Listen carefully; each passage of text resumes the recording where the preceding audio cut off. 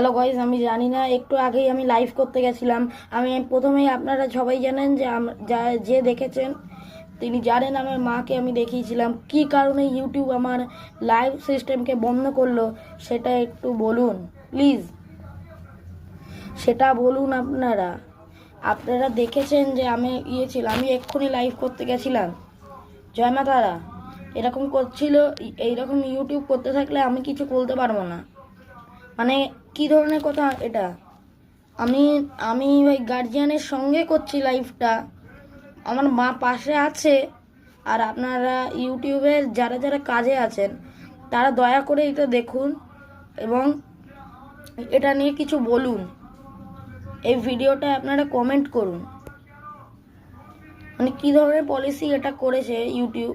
আমি পলিসির কোনো উল্লঙ্ঘন, মানে কোনো, কি বলবো, কিছু আমি বলিনি বা এরকম কিছু করিনি আমি। ওকে, যেটা হচ্ছে, কিন্তু আমার ইউটিউব কেন অফ করলো লাইভটা? লাইভিং সিস্টেম আমার অন অফ করে দিয়েছে কেন, সেটা বলুন আপনারা।